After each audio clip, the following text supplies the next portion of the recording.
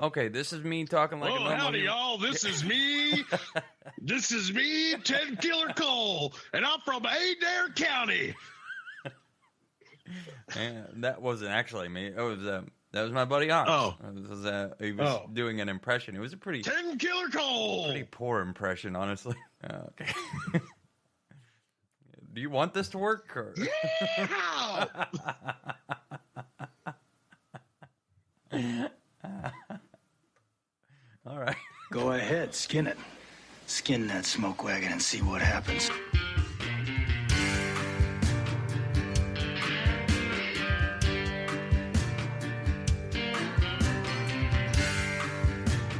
Welcome to Smoke Wagon with your hosts, Tin Killer Cole and Ox Ford.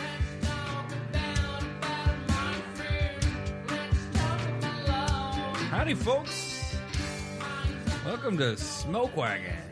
I'm Tin Killer Cole, and that right over there is my good buddy, Ox Ford. Ox, how you doing, buddy? Yeah, I could be better, buddy. Why so? Well, you know, lately I noticed that you've been fiddle fucking with all the text. What do you mean? You've been fiddle fucking and honey dicking. Is that a real word? Did you just fucking make that up? What's that? Fiddle fucking. I've never heard of that one. That's really none of your business, but it is in the Urban Dictionary. All right. So what's the problem, Ox? So- Tell me. Well, my beef with you, good buddy, is that you keep going through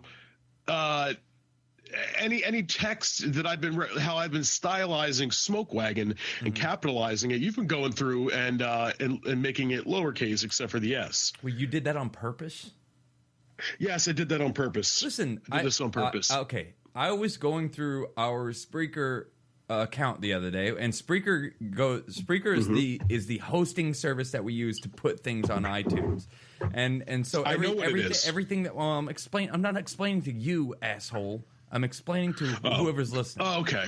Okay. Because you would rather have a conversation with them than your co-host. Well, I'm trying to. Well, they probably don't know what the fuck you're talking about, so I'm just trying to. They know what you're talking about. We've already discussed on three previous episodes, what the fuck Spreaker is. They know what Spreaker is. Okay, so you want to explain it? You want to beat a dead horse? Okay, like listen. usual? Well, I'm going through the Spreaker RSS feed, which connects directly to iTunes, and I see that every time because Ox set this whole fucking thing up.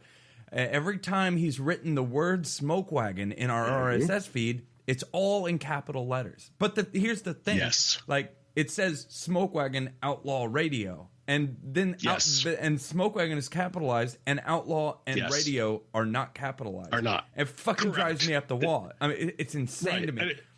And you're right, and it drives me up the wall that I go through that, and I stylize it that way to set it apart from other things. And you other podcast named Smoke Wagon? No, just other podcasts in general with the look, the stylization of the way it looks.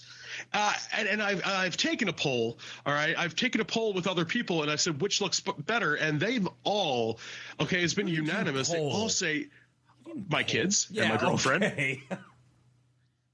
You know what I hate?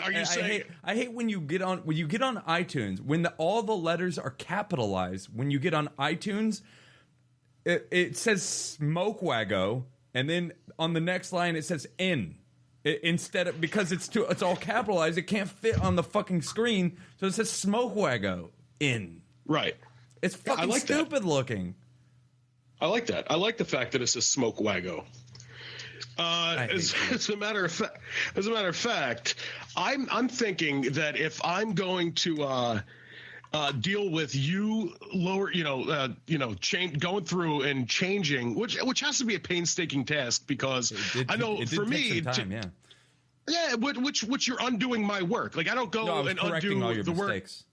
work. No, see, I make no mistakes, but I don't go through and undo all the shit you've done for the show. I see where you're going now. Oh, okay. Wait. Okay. Oh, that's right. We're gonna because you paid. Hey, just because you paid $20. You're about to cross a line you can't uncross, Ox. Listen, I'm the one that draws the fucking line. Okay. You can't even do that. All right. I draw the line. Listen, I don't want to make this a fucking civil war. I don't. But if it comes to that, if it comes to that, it's gonna be Smoke Wagon lowercase versus Smoke Wagon capital, blue versus orange, you being blue, me being orange, just like the NWO in 1990s. Well, it was later with NWO Wolfpack versus NWO Black and White. It's gonna come to that, man. I want the black and white. I like the black and white NWO better. So we're gonna have to get shirts or something for both sides of right. Well, we could also do on the website, which you will pay for, half blue, half orange, and it'll be Ox versus. Well, you pay for it because I'm the one that's fucking. You're the one with the talent. I'm the one with the budget. Yeah, hey, look, and it's great. I appreciate it. But with all the hours that I've spent making logos and doing different I'm not denying designs, that, Ox. I'm not denying. I appreciate all your hard. If I were to charge you, you would owe me so much money right now. I'm just saying. All right. Look, I don't want to turn this into a civil war because you are my buddy. It's there. It's already started. You've thrown down the gauntlet, and it is a civil war now. So, okay. Capital Smoke Wagon versus just lowercase Smoke Wagon, except for the capital S. And that's all. You know, I don't want to sit here and harp on that. It drives me crazy that you did that, but you know, it is what it is. If it could be undone, if you could just from now on stop touching my work, stop changing it. I swear to God, I swear to God, I actually did it because I thought you made a mistake. That's how dumb I thought it was. I thought you accidentally did it. I make no mistakes. I make no mistakes, and it looks fucking awesome like that. All right, it looks so welcome awesome. Welcome to Smoke Wago. Smack Wagon. Smack Wago. Snack Wagon. Welcome to Snack Wagon because I'm fat, right? And that's my other podcast. I almost just said podcast again. What the fuck is wrong with Wagon, my podcast? Yeah, welcome my podcast, Smack Wagon.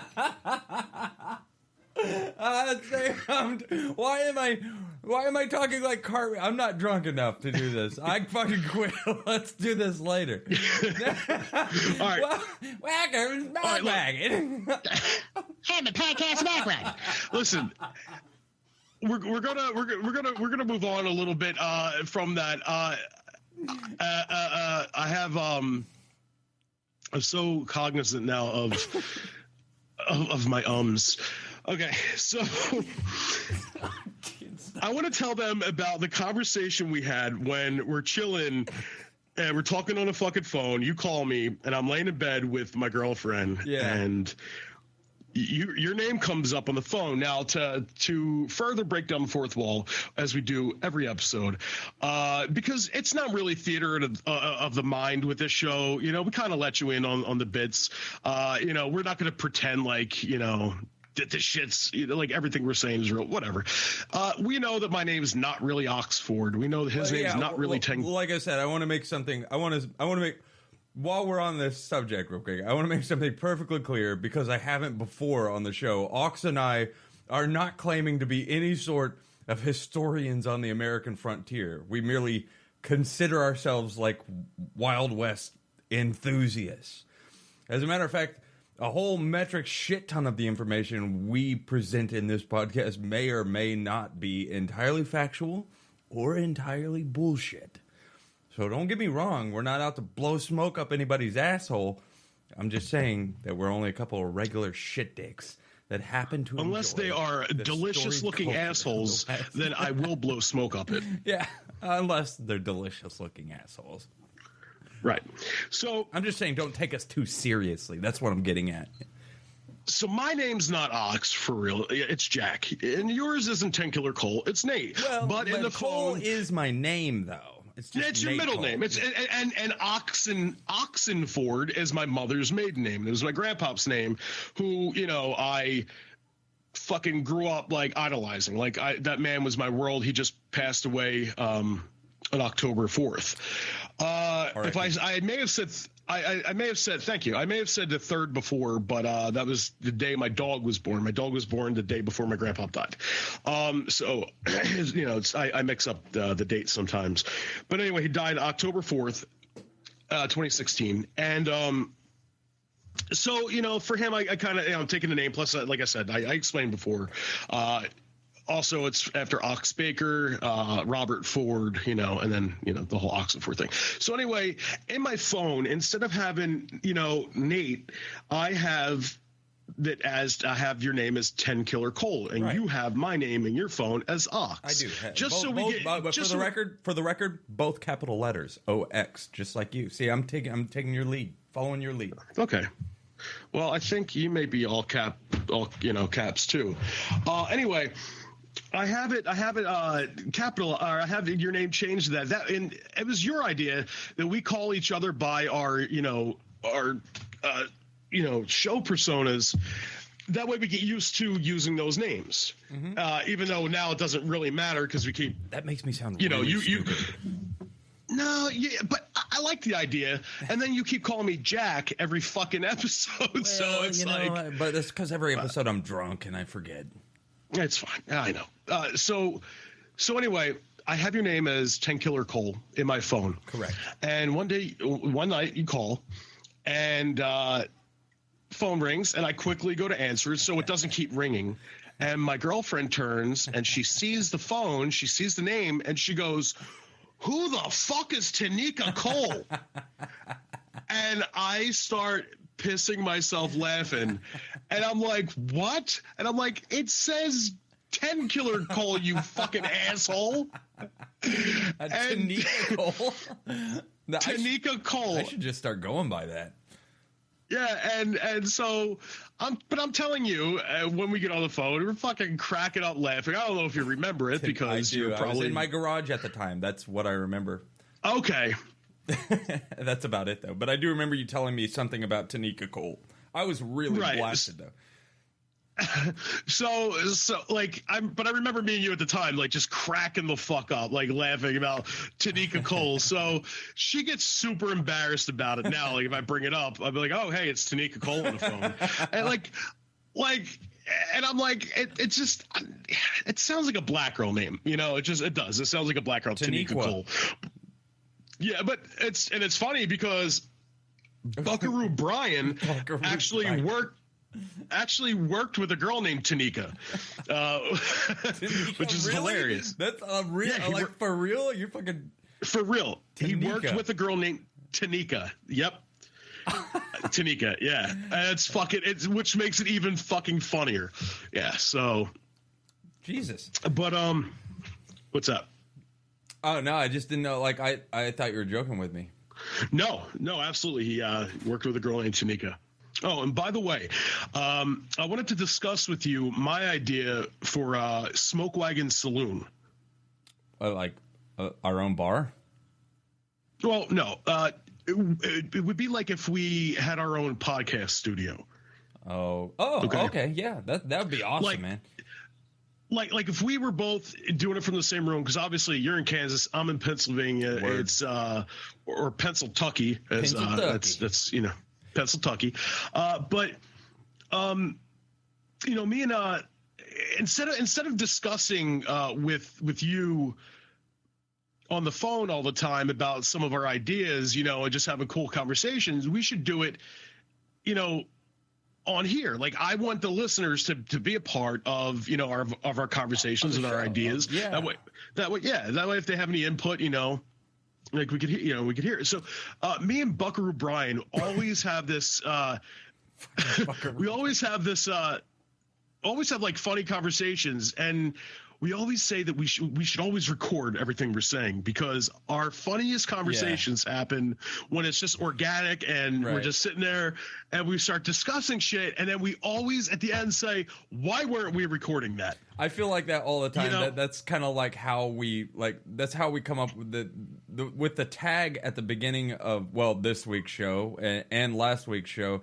It's always just stuff that we're recording like before we do the show, and it's always it seems to be always the best part of everything, that because we always laugh so fucking hard, and just when we're bullshitting and not doing the show. So I'm sorry, you're gonna hear like scratching. What I'm saying is the show is the worst part of my day. So Oh, well, agreed. Ditto, as they would say in the movie Ghost with Patrick Swayze. Why did you just reference Ghost? Why not? Why did I reference Ghost? Because Don Swayze was in the movie of the fucking week. Wasn't he? One thing you need to know about Oxford is any given moment he will reference the movie Ghost for no fucking reason whatsoever. For no fucking... are you fond of that one? You fond of that flick? I actually did like Ghost a lot when I was a kid. Yeah, I did. I liked it a lot. It was depressing, but I liked it. It was pretty depressing, and it was kind of scary at the same time. It was creepy, man. Yeah. All right, let me finish what I was talking about with Smoke Wagon Saloon.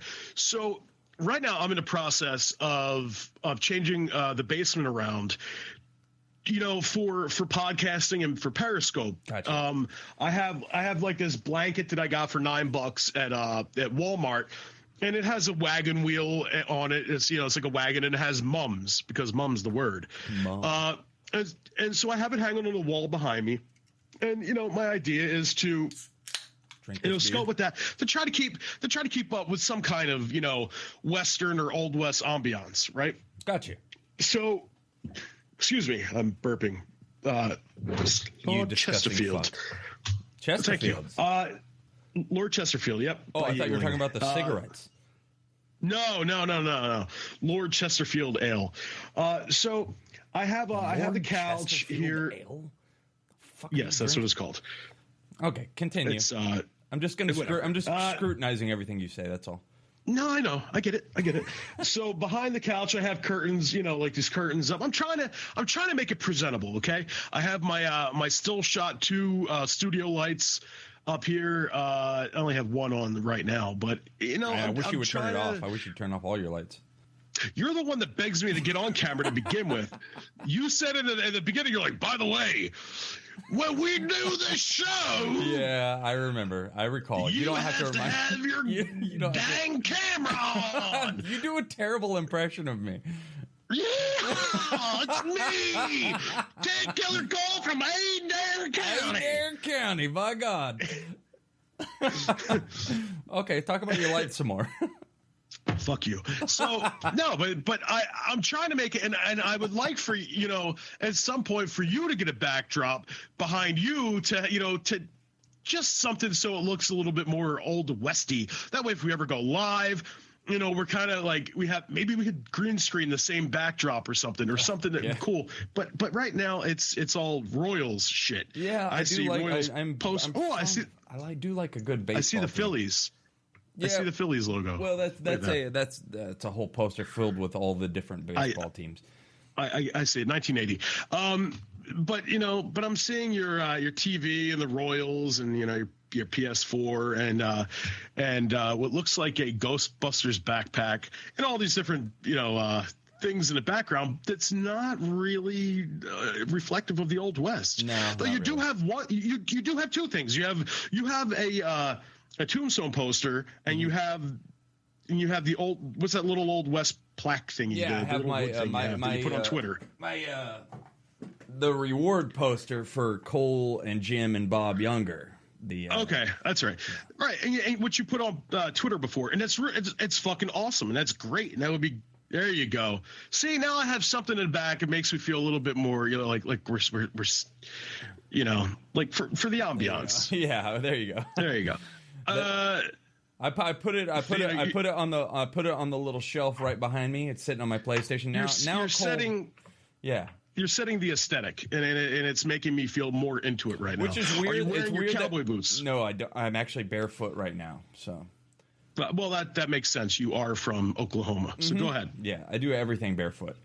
Hey, listen. Right. I have something that we talked about in last week's episode, and it's a surprise for you. And you're always saying, you said just earlier how much work you put into this show and how much work I put some work into the show, and I realize that you recognize that. But, you do. But you did. You do. You did say that I guess what's the word, the lion's share of the work basically goes to you, and I feel that's what you think about.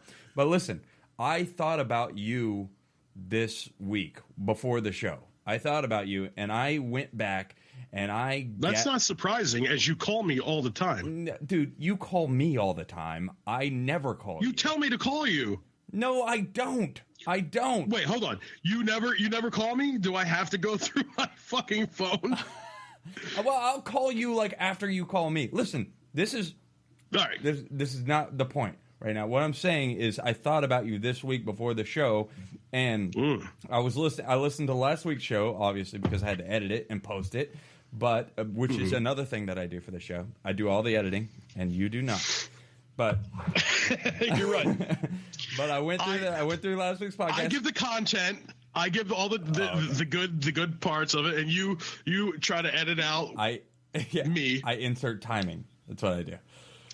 Listen, which by the way is a line that I said to you offline. Shut your you trap. son of a bitch. I said to you about inserting timing. It was the joke that I. Jesus Christ. Listen. Wow, you're so original. I thought about you this week, and I went back and if anybody was familiar with last week's podcast, and our movie from last week was El Dorado, and there was a very, very funny line that John Wayne said in El Dorado, and do you recall it? Yes. You know what I'm talking about? Yeah, it was my favorite scene. It's from my favorite scene of the movie, and why it's my favorite scene, because you skipped over this last week when I said it, is when he backs up with the fucking horse. It looks like they just shot it in reverse. It definitely does, and I know that's what they did. They just shot him riding forward on the horse, and then just like put it in reverse. Yeah, because the horses are not going to back up like that, like perfectly, like not that fast either. No. So it was so evident that that's what happened. That's how they filmed it. It was very, very clear what they were doing with that. Well, in that scene. There we go. Oh, by the way, we're just going to let you guys know. You're going to hear barking throughout this episode. And on my end, you're probably going to hear kids. My oldest son is with me. He came up Sunday. He would have came on Friday, but Saturday night, he became an arrow of light in the Scouts. Excuse me. So he had a ceremony on Saturday night. And he lives 3 hours away from me, and our meeting point is obviously, like an hour and a half, at the halfway mark. So he came up Sunday, and he'll leave on Tuesday. But the kids get excited. My dog gets excited when so you'll be hearing my dog go crazy, and you'll probably hear kids running around and stuff, and Cole's kids. Yeah, well, my kids are 3 dogs. I have a German Shepherd and a Black Lab and a little Corgi dog, and my wife just got home, so they're probably very excited right now to see her, and so they're going to do some barking. But anyway, back on topic, what I was saying about the John Wayne movie. There's that scene right before he backs up on that fucking horse where he's talking to that rancher. And and he had just killed the dude's son, the rancher's son, because the kid shot at him. It wasn't his fault. He explained the whole situation. And as he's talking, there's a guy, one of the rancher's hands is walking over to his horse. And the funny thing about this rancher's hand that's there with him, he's got this ridiculous vest on. A ridiculous, with conches, brown, with the silver conches. He's got brown leather vest with these big brass, these big shiny brass buttons. Conches. Is that what they're called? Yeah. On him. And John Wayne looks over at him. Or actually, he doesn't even look over. He just kind of sees him out of the peripheral of his eye, and he says this. Hey, fancy vest. Go ahead and pull that rifle if you want to. But you better speak to your boss before you use it, because he'll be dead before I hit the ground. I just love, and me and Ox had such a good time. Go. Sorry. Me and Ox had such a good time just yelling, "Hey, fancy vest!" at one another. Because that's like the worst possible insult you could give that dude. You know what I mean? Like, because you know how fucking proud he probably is of that vest. And I was just thinking that. When he got the vest, I mean, I know it's just a movie, but you know, like if you think if it was like real life, if it was real, you put in like, real terms. Yeah. He went and got this fucking vest. He's like, damn, I love these brass conches, you know? Yeah. He just looked over and said, hey, fancy vest. he was like grasping the inside of each, you know, each thing, like holding it, you know, like, you know, with the elbows out, so proud. The first time he walked in a room with that new vest on, he was like, have you noticed my conches? You call me Dapper Dan. Yeah, exactly. Right. He probably made up a new nickname for himself, like Conscious Bill. I don't know. Conscience. And he just looked over, hey, fancy vest. Yeah, you're right though. That's so. it's such a slap in the face. Hey, fancy vest. Listen. Before we go to break, though, our first break's about to come up. And why don't you tell them a little bit about what's going to happen on the first break, and then I'll. All right, so me and I went on. I have my brother, who I've mentioned a few times on the show, Ty, my blood brother Ty, and me and his dad was a bit of an outlaw himself. I mean, he's the one who named me Cole because he knew that we were related to Cole Younger, so that's why he gave me the middle name. And he was a crazy son of a bitch, that's for sure. But, well, Ty's a bit of a musician, my brother, and he has a YouTube page, and you can find it at TyDrey1 on YouTube, and that's spelled TYDREY 1. That's his YouTube account. But he puts a lot of songs on there.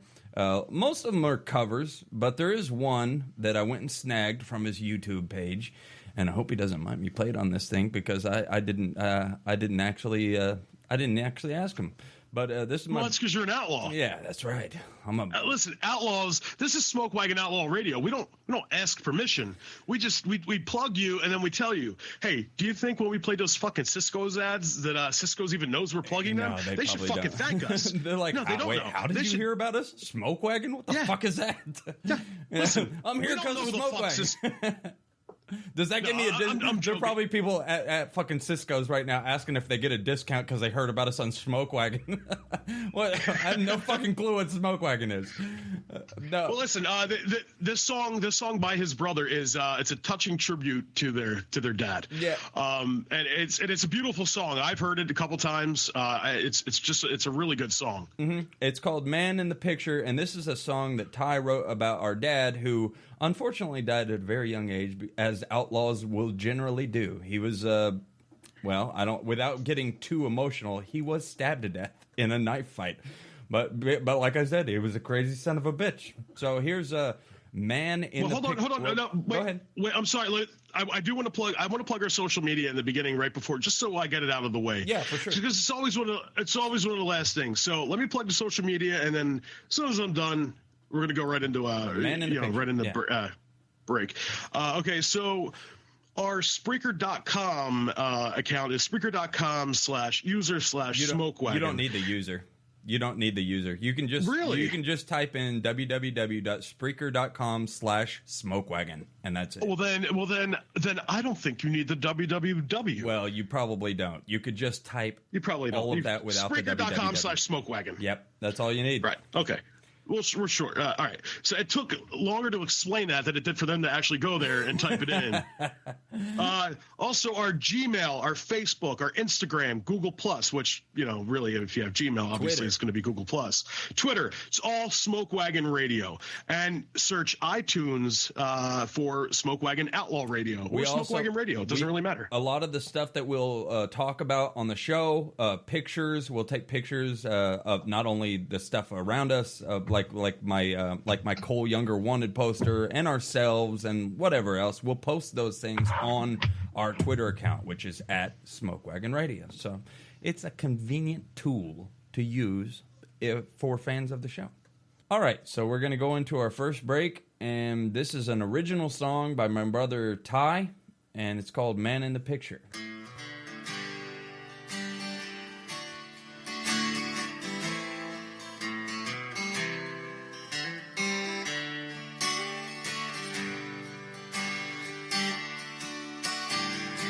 There's a man in the picture that I keep in my drawer. My memories are faded, but I know what he stood for. He was a fighter, and he was a lover. He'd give his all for me, my mama and my brother. Though his time on earth was short, and I hate that he had to go. If I could tell him just one thing, I'd be proud to let him know. I wanna be the man in the picture with the big brown hat and a beetle in his hand. It didn't matter that he didn't have much, 'cause he'd give you all he can. He knew how to have a good time, and he worked for all he had. Wanna be the man in the picture, yeah, I wanna be like my dad.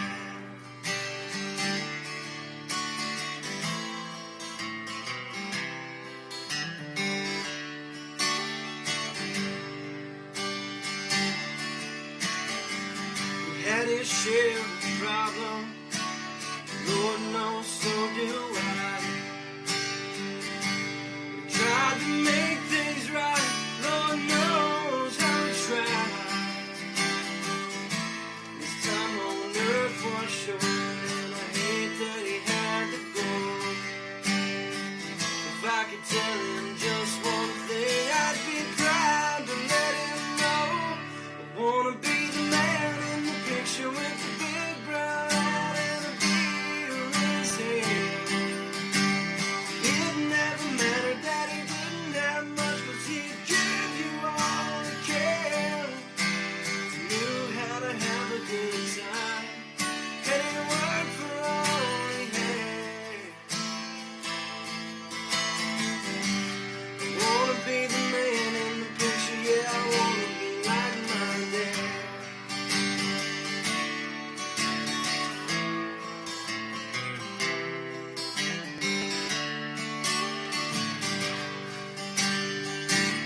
I wanna be the man in the picture with the big brown hat and a big can in his hand. It never mattered that he didn't have much, 'cause he'd give you all he can. He knew how to have a good time, and he worked for all he had. I wanna be the man in the picture, yeah, I wanna be like my dad. I wanna be the man in the picture, yeah, I wanna be just like that. I wanna be the man in the picture, yeah, I wanna be like you, Dad.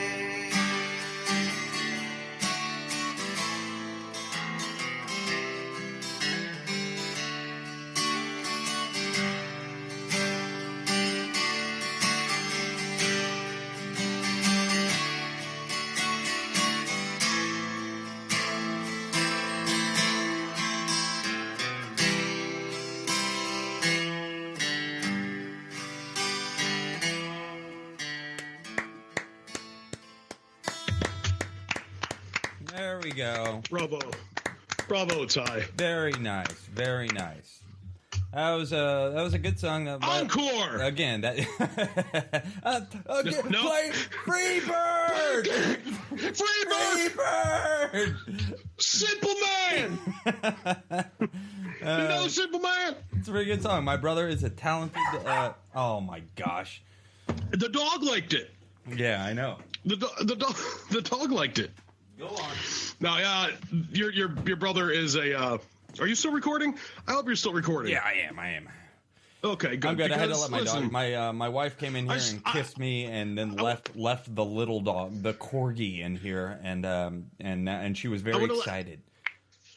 Go ahead. No, I just want to let people know that you have a habit of you stop the recording and something like that happens, and I don't want to, say something funny and then have to fucking say it again, and then it's not as organic as it was the first time. Well, you don't have to worry about saying anything funny. That's true. That's true, because you have that covered. Well, at least since you have that covered, I'm going to turn my mic on off, and I'm going to. I have a couch next to me. I'm going to nap. Just have a rest, and let me take care of the rest of this. Anyway, so so speaking of napping and snoozing, what do you have to tell us about that? Well, you know how every week, pretty much, because I read a lot, and every week I tell you that I'm not going to talk about the book that I read, and then every week I do it anyway. What I'm going to do is I'm going to tell you, Ox, that this week I read a book, and it was pretty interesting, and it's something relevant, and I think you might like to hear about it. It was called The Book. It's a biography, and it's called... It was called The Book? No, that's not the name of the book. There was a biography called The Book. No, that would be really boring, though. Like a biography on books. Oh, boy. It's called Shot All to Hell. A worker then glues the seam. The pages are printed monotonously. It's called monotonously. It's called Shot All to Hell, Jesse James, the Northfield Raid, and the Wild West's Greatest Escape. Oh, wait, it's not called Shot All to Hell, this episode of Smoke Wagon? No? I know what you're getting at. No. I jest. I swear to God. I say this in jest. I'm going to keep this really, really short for you. And if you have any questions, I'd be happy to answer them. But I love, by the way, it's by Mark Lee Gardner. And I have no idea what his credentials are or how the fuck he knows so much about Jesse James and the Northfield Raid and the escape that the Youngers and the James. And I'm serious. I'm going to guess, this guy, if he does know a lot and he's done extensive research, then he's probably traveled to the area. Yeah, he definitely did. Any records that would have been recorded, families of the people past stories. So he probably went to them. Mm-hmm. And then what you do is you take their accounts versus this person's accounts versus, anything that was printed in news at that point. And then you say, okay, well, this doesn't jibe with this, but this does. So then they take that, and it's like adding and subtracting, and, it's interesting. I love that shit. It's investigating. It really is. Do you hear my dogs right now? Do you hear my dogs going fucking crazy downstairs? They're all three. What they do is every time someone leaves the house, Megan just left, my wife, and she went on to ride her scooter around because I just bought her this scooter and she's trying to get better at it. Well, every time somebody leaves the house, my dogs just start howling at one another. And that's what they're doing, right? Do you hear it? I do. I have dogs too. Well, I have a dog, and then Buckaroo Brian has a dog, which was my old dog. I feel like I'm I feel like I'm a prisoner being chased by like some hound dogs on a prisoner guard right now. Yeah, I feel like you think that you're one of the dogs because in an outtake that will be in another, you will hear him. And I'm sure it'll be played in the beginning of an episode so where he's howling with the fucking dogs as we're trying to talk. Yeah, I was. So they do it often. All right, so what's this called? The Shot All to Hell, Jesse James, the Northfield Raid, and the Wild West's Greatest Escape. And this is all about is based off the great Minnesota Northfield Raid. What's it called? Yeah. Northfield Raid, yeah. The bank in Northfield, Minnesota, the one that it's basically Jesse James, and it's basically the James and Younger gangs, like their most, I don't know, notorious raid. Notorious. That's the word I'm looking for. But yeah, it was their most notorious one, mostly because first off, it wasn't even very successful. They kind of sucked at it, to be perfectly honest. Yeah. And 2 of their gang members died. Clell Miller and Bill Chadwell got shot and killed. And then they killed 2 civilians in town, and that was what started like their escape, like from Northfield. Like after that, they were on the run for like weeks. And that's, I mean, if you've ever seen the movie, and I know you have, but if you've ever seen the movie,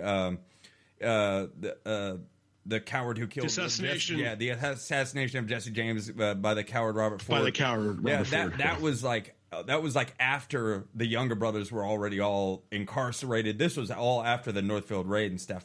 But like, the whole book was just basically centered around. And for the record, I do want to say this, because we were talking about the author a minute ago. He said there was like a beginning part of the book where he said he used nothing to prove your point, talking about going back and comparing all the interviews and looking at stuff. He said he used nothing for the book except primary sources. So, which is I mean, obviously, like, best way to go. It's all direct information from that time when it happened. So everything he used in the book was from that. if he was looking at he may have, like, you know, because you don't want your views, you know, skewed, and you don't want to have it tainted with other you know, like, sources, like if you're reading like some fiction or some other bullshit account, you know, you don't want that to interfere with, you know. Right. Well, let me explain the difference. A primary source would be something directly from somebody who was directly involved, like an interview with like one of the victims or one of the outlaws or something. Afterwards, obviously. I mean, so like, and like a secondary source would be somebody who just wrote about one of those interviews or wrote about it, you know, like later. And then a tertiary source would be something like Wikipedia. So that's obviously stuff you don't want to use in research. But this guy used nothing but primary sources for this book. That's why. So all of it is like super legit. Like all of it is like straight from the original events that happened. Anyway, but he goes into so much detail about this Northfield bank robbery. And man, I mean, like if you had a chance, I mean, I wish you would have read this book, man, because it is so fucking cool. Like, I mean, obviously, if you're listening to this show, you're into fucking Western shit. You're listening, you're listening, and you're thinking like, well, hey, this is about Western stuff. I love this stuff. If you have any interest, obviously, Jesse James and Cole Younger are like, I mean, like it's like the pinnacle of Wild West outlaws, right? I mean, that's everything. When you think about Wild West outlaws, like what's the first person that comes to your mind is fucking Jesse James, right? Maybe not Cole Younger so much, but Jesse James. For sure. Yeah, I was going to say definitely not Cole Younger. But you would think Jesse James. You would think, you know, Billy the Kid. Yeah. You know, people like that. Cherokee Bill. No. Not Cherokee Bill. We'll learn about Cherokee Bill later. Yeah. That's our short history of the week, right? Mm-hmm. Short history of the week is going to be all about this fella named Cherokee Bill, but that's aside from the point. Anyway, so Jesse James and Cole Younger, so it was Jesse James, Frank James, Cole Younger, Jim Younger, Bob Younger, Charlie Pitts, Clell Miller, and Bill Chadwell, and they all case out this joint in Minnesota. And this bank robbery obviously goes awry. It's one of the most notorious scenes in all of. I don't want to say scene because it actually happened, but in the Wild West, and it was sort of like what they were like noted for, like the big one. Yeah. And so they're robbing the bank, and Frank James, the cashier in the bank, when they get in there, there's a big problem. Because the cashier, this fella named Haywood, do you know his first name, Ox? Not offhand. This fella named Haywood. I remember the last name's Haywood. This fella named Haywood, the cashier, he refused to open the fucking safe for Frank James. So Frank James was in there trying to get this fucking safe open, and the guy just refused to do it, and that was where. Like, that's why a lot of people hailed this guy Haywood as like a fucking hero. Like, because he was saving all these people's money. First off, the Younger and James gang, the reason they decided to rob this bank was because they thought they were robbing Yankee money. And what the big mistake that they made was all the money in that bank, there was no Yankee money in that bank. They were robbing they were robbing the citizens of Northfield. all the money in that bank was directly from the people in that town. So as soon as the people in that town learned and saw, like outside on the streets, that these guys were robbing this bank, what they do? Right. What anybody would do? They took up arms. They thought that these guys thought that they were Robin Hood, but instead they were robbing the hood. Exactly. There you go. But these guys took up arms and they start fucking shooting at these guys, and Jesse James is in the bank trying to get the fucking safe unlocked, and this guy Haywood just refuses to do it. All of a sudden, people start shooting at all the cowboys outside. They kill Bill Chadwell. They kill Clell Miller. Jesse James is riding down the street, like screaming his fucking head off, and Cole Younger's opening the door to the bank saying, Frank, we got to get the fuck out of here because they're shooting us all to hell, And right. so like before they leave, Frank James is so fucking upset that he can't get the vault open because this guy won't open the vault. He walks right up to Haywood, the cashier, blows his fucking brains out, and then leaves the bank. And on their way out of town, Cole Younger sights in and blows some other guy's face off, some Swedish man named Gustafsson. So they killed 2 civilians, but the civilians killed 2 of the outlaws. I think that would be pronounced Gustafsson, but yeah, it's fine the way you said it. What did I say, Gustafsson? Okay. No, you said Gustafsson. Well, the cadence was real weird. Gustafsson. Okay, it's fine. But anyway, they killed 2 civilians, and the civilians killed 2 of the outlaws, and that began like the major part of the book, which was their great escape, So so all of them escaped together. The ones that were remaining, which was just 6 of them, because they didn't have Clell Miller or Bill Chadwell anymore. They got shot dead in the town, and it was just Jesse James, Frank James, Cole Jim, and Bob Younger, and Charlie Pitts, whose real name was Sam, by the way. But they're all escaping together, and Bob Younger, during the raid, he got shot in the elbow, so he was like crippled, like his elbow was fucking shattered. I think he also got shot in the leg too, but he was slowing him down a bunch, like during this whole escape. And at some point, the Youngers and the Jameses said to the Youngers, like, "Hey, listen, we got to go. You're slowing us the fuck down. We got to get the fuck out of here." And they asked Charlie Pitts, like, are you going to stay with us or are you going to stay with the Youngers? And Charlie Pitts, who was real good friends with Cole Younger, he stayed with them. But Jesse James and Cole Younger, or Jesse James and Frank James, they took off and they pretty much escaped. I mean, they had a close call on the way. They got shot at. Jesse James got shot in the leg by Pinkerton, but they escaped, and all the Youngers and Charlie Pitts, they escaped, and but like while they're getting trapped, this is my favorite part in the whole book. Listen, when the Youngers and Charlie Pitts were getting run down by a posse of people just hunting them, Charlie Pitts, like, they're trapped in a field, and Charlie Pitts looks over at Cole Younger and says, "Listen, Cole," he's like, "I reckon they got us surrounded, so we should go ahead and surrender." And Cole Younger, in one of his more famous lines in history, tells Charlie Pitts, he says, he calls him by his original name. He says, "Sam," he said, "if you want to surrender, you go on and do it. This is where Cole Younger dies." And right. Yeah, and Charlie Pitts tells Cole, he says, I can die as game as any man, so let's get it done." That's pretty fucking badass. Yeah, and unfortunately, when the actual the raid happens, when they bear down on him, and those guys come up firing, just come up fucking throwing guns at these fellas. Charlie Pitts is the only one who dies. He jumps up and gets shot right in the chest by a posse member, sucks. And he dies. Cole Younger gets shot in the face. He gets a bullet lodged behind his eye. Bill Younger gets shot in his jaw, shatters his jaw, and hey, there go my dogs again. You hear it? That's ooh. They'll stop here in a minute. I'm sorry about that, folks. No, that's fine. Go ahead, keep going, man. I'm listening.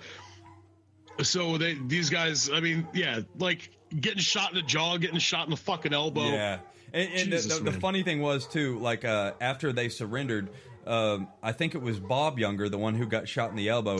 He had his hands up and he stood up in the field, and right after he said, "All right, we surrender," and he stood up.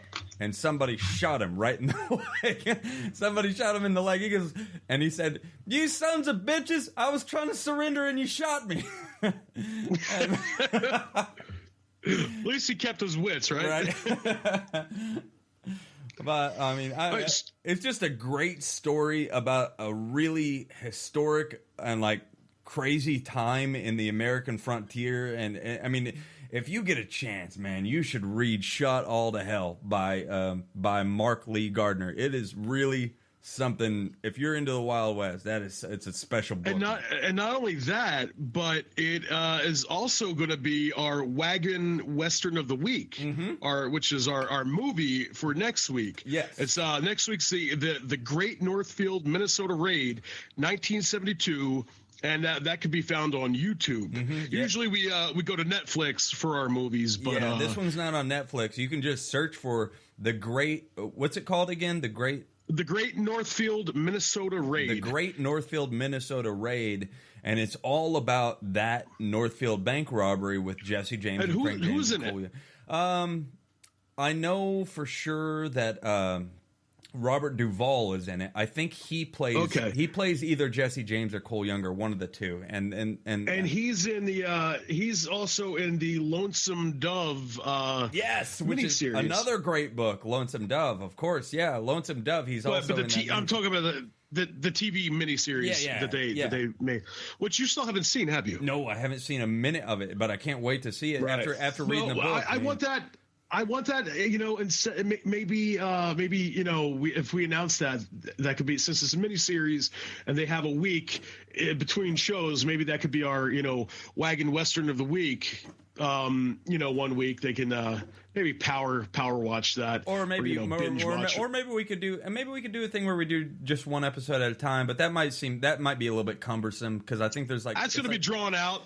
Yeah, I think there's 20 episodes in the miniseries. So look, the way people Netflix binge shit today, I don't think it's going to be really a problem. But listen, with us talking about what next week's Wagon Western of the Week is, why don't we talk about what this week's is? Well, we're gonna go there. Yeah, I know you didn't want to. I know that I didn't want to, but we did tell them what the Western of the Week was. Now, if anybody listened and they went and watched it, I apologize. Okay, so last week we decided, and neither one of us had seen it, and neither one of us knew anything about the movie, but it was called Ambush at Dark Canyon, if you recall, and it starred. First off, when I picked the movie, I didn't know who it starred. I was just looking on Netflix and I saw it and I was like, okay. But as soon as it started, one of the first credits that popped up, it said Kix Brooks from Brooks and Dunn, the famous country band. And as soon as I saw it, I was like, oh no.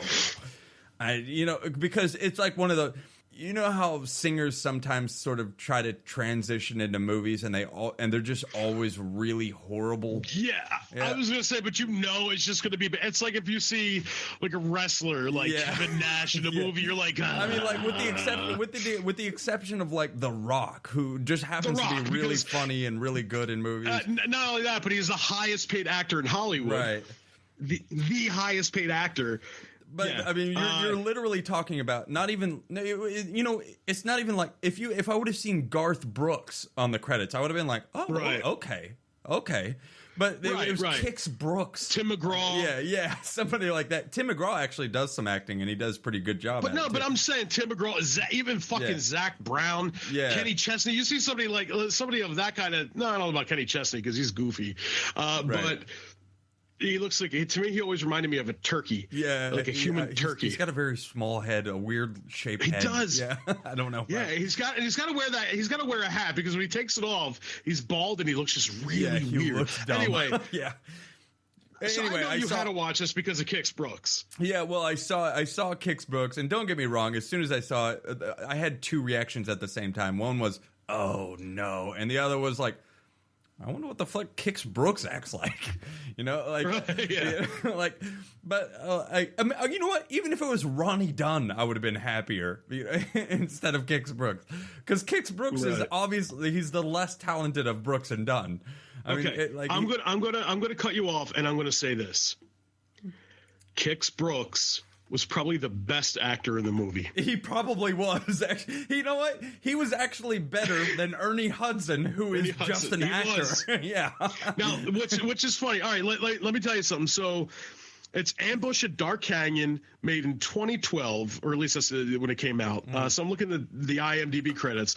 Directed by Dustin Reichert. Never heard of him before. Okay. Now the cast. The first person that they have credited is Ernie Hudson, the very first person. Kix Brooks isn't. He's in like literally every scene of the movie. I swear to God, I have to scroll. Hold on. Ernie Hudson. It felt like Ernie Hudson was in the movie like a total of 12 minutes. I didn't even notice him for most of the movie. I'm already 15, 16, 17. Okay, Kix Brooks isn't listed until like he's the 18th person listed. The 18th. And he was the star of the film. And he was the star. He's the 18th. Yeah. So you have Ernie Hudson, obviously from Ghostbusters fame. Right. Abraham Ben-Ruby. If you don't know who he is, he was known for a TV show in I don't know if it was late 80s, early 90s. I think it came on USA. It's called Parker Lewis Can't Lose, where I loved the show when I was a kid. I liked it a lot. The dude would stop. He would break the fourth wall, he would talk to the camera, almost like Zach did on Saved by the Bell. Right. This dude would talk to the camera. Like he would like in the middle of a scene, just like look over at the camera and be like, let me tell you what's happening here.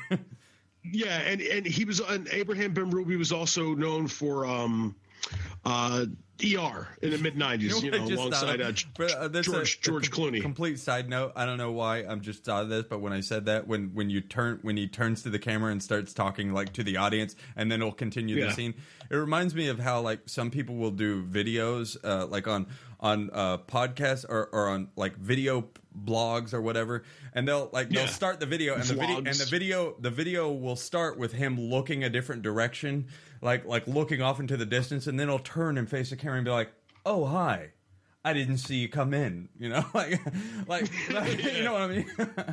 That's always what it reminds me of, those fucking stupid scenes where the actor will turn and talk to the camera. So it had, like I said, Ernie Hudson, Abraham Ben-Ruby, who played Kubiak, Larry Kubiak on Parker Lewis Can't Lose. A couple other people. There's a guy named Courtney Gaines. Now, you might not recognize the name, but you would know his face. That's a guy's he was name? in like Courtney Gaines. He was this ugly redhead dude that was in a lot of 80s movies.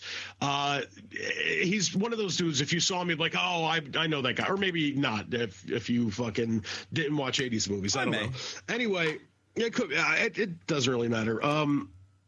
But where was I? I'm trying to find. I thought there was another name here. No, I guess it doesn't matter. It's just still crazy to me, though, that they have him listed as the 18th fucking person. And he was like the whole movie was just revolved around him, his life story. So what happens is I don't even really remember it all that much. The story is very, very forgettable. So, I'm sorry. I was looking for another name, and I found it was right after Courtney Gaines. Don Swayze, the brother of the late Patrick Swayze, who we just talked about earlier when we referenced Ghost. Yeah, Don Swayze was in this movie. I knew that I was trying to look for a fucking movie. I didn't even know Don Swayze was I didn't even know. First off, I didn't even know Patrick Swayze had a brother who acted or had a brother at all. He looks a lot like Patrick when Patrick was dying of cancer. Like, do you remember like when he got real weird looking and he was dying right before he died? He had pancreatic cancer. Yeah. Well, that's what Don Swayze looks like all the time. He just looks like Patrick Swayze with cancer and dyed his hair dark. So like black. What was the actual story of the movie? It was something like he was. Wasn't he like framed for something? Either way, like I think his wife died.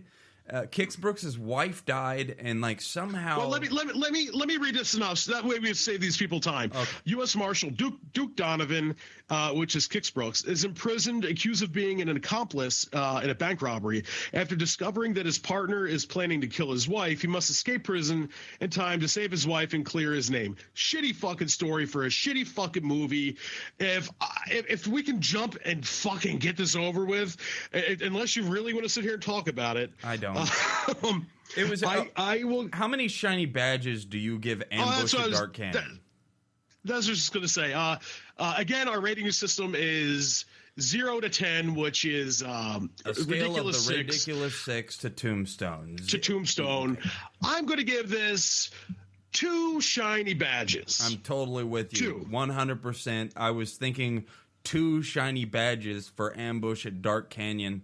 It was a bad movie, and if you get a chance, don't watch it. No, you know what? I won't say that because I love Western movies, and I did get a certain enjoyment out of just watching Kix Brooks because I've always been a Brooks and Dunn fan like my whole life. Just seeing him act in a movie, and there. I mean, some parts of the movie. Let me tell you, some parts of the movie, the acting and the storyline get so fucking horrible that it's humorous. It's very funny to watch it. So I could tell why I gave it 2 shiny badges because I liked it was decent. It was decent looking. It was clear. It looks like they didn't film it on a phone. It's not like they picked up a flip phone and filmed it. It looks like they put a couple bucks into it.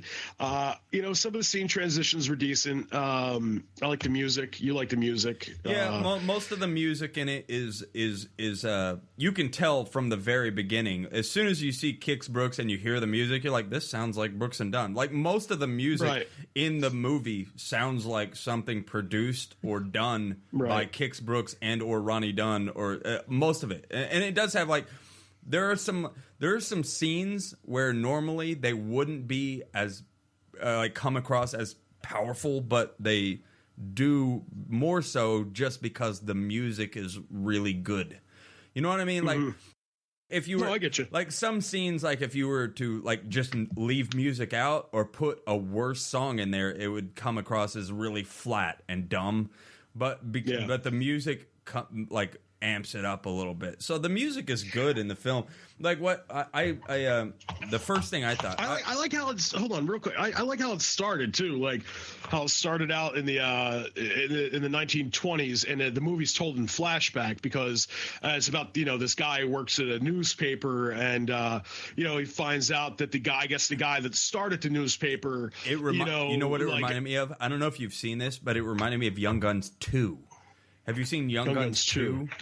In Young Guns 2, there's this guy interviewing a really old man, and the old man is talking about William Bonney, Billy the Kid, and then at the end of the movie, they sort of allude to the fact that the old man is actually Billy the Kid survived. Yeah. So which is actually, it's funny because I do want to talk about that on another episode about the different people that in the Old West that they thought died, back in the 1870s, 1880s. There's a ton of conspiracy theories about famous outlaws and stuff like that. That they're like, well, maybe he didn't die. They lived into the 1900s. Yeah, like you hear oh, this guy was still around, he was old as shit, and he was around in 1920, and I do want to talk about that. We could delve into that, Isn't that crazy to think about? Cole Younger didn't die until 1916, which was only it doesn't seem that long ago, 1916 was not that fucking long ago. But my great grandfather was 21 in 1916. My grandfather, Pop Tom his name is Thomas Oxford, and my kids call him Pop Tom. But he was born in 1932. His dad was born in 1895. So yeah, fucking So yeah, that dude was 21 when Cole Younger died. That's crazy. I know. So like some of the when I was watching the movie Ambush at Dark Canyon, I actually watched it directly after our podcast last Sunday. So I mean, I was pretty shit faced, and I was just like, I got nothing. Which you normally don't do. You watch. Yeah, you watch the movies like right before we do the next. I usually like to wait until like the day before our podcast to watch the movie, so it's all fresh in my mind. I watched it immediately after our last podcast, and I was shit faced, so I was like taking notes, and these notes are just me. Like I just have a notepad open here, and I was really drunk, and it's very obvious that I was drunk, and like the first thing I wrote on here, I mean, it must have been because I wrote timestamps on them, and so it was. I guess it was about 16 minutes into the movie, and I put. If I were Ronnie Dunn, I would never talk to Kix Brooks again after watching this film. that was 16 minutes into the movie. No, what's funny about that is you go, you're like, hey, listen, I want you to take notes, and I just go, no, nope, and not gonna do second it. Note, I refuse. The second note I wrote in the movie was 23 minutes in, and it says. The acting in this movie is horrific. and then I put right after that, the music is pretty good. And you should say, you know what you should start doing, and it would be a funny bit. In future episodes, start taking notes like an old diary, like day 1. We arrived on the plains. You know what I mean? Like journalize the story of the film. Yeah, journalize the story. Like yeah. at the 15-minute mark, yeah. I wanted to hang myself. Yeah, right. But then I remembered my wife had a great ass. Right. Like now, not to say that your wife has a great ass because I only saw it in red zebra stripes today. That's the only time I ever saw her butt. But I don't know. I don't know if they actually mentioned this Old West term in the movie or not, or if my mind was just wondering. But there's the last note on here. It says, "Is it just me?" Or just fur trapping, which they did a lot of in the Wild West. There were fur trappers that sold pelts to Indians. I said, is it just me? Or does fur trapping sound like a metaphor for getting laid? No, it absolutely does. And then if you think about fur trading, which is big back then, it was like, was that like the 1800s version of sex trafficking? I don't know. Oh, fur trade.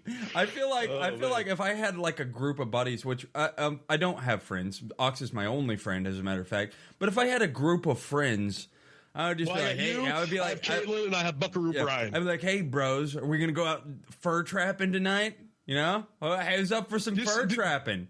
Do you guys hear that?